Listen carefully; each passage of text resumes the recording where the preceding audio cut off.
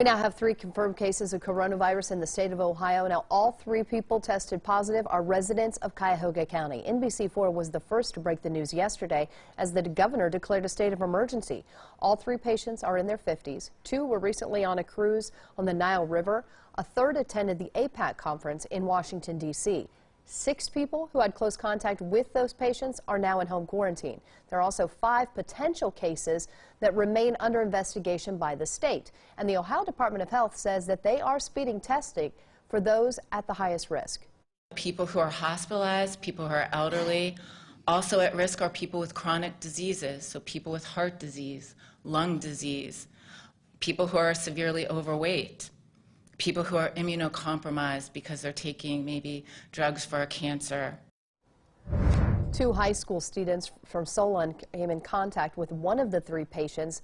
They are now in self-quarantine this morning. And at Shawnee State University in Portsmouth, there are 3 suspected coronavirus cases on campus that are under investigation. That campus is still operating as normal, and test results are expected to be ready by tomorrow night. Meanwhile, the state's largest university is making some big changes in response to COVID-19.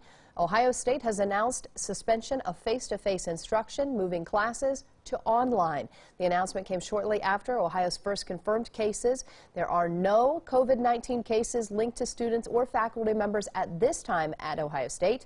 But for the rest of the month, the university is suspending classroom setting instructions like lectures, discussions, and seminars, and they will be evaluating lab performance classes as well. In a letter to the university community, President Drake said that we are being proactive in an effort to prevent illness and continue the important work of the university. I understand our policy guidelines will cause measurable disruption, but the risk of not acting outweighs the inconvenience of these temporary measures. President Drake says that the situation is evolving daily and that the school will adjust the plans if necessary.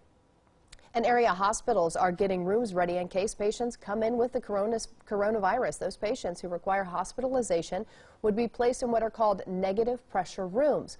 Those rooms are designed to keep any air particles circulating inside of the room from escaping into other parts of the hospital.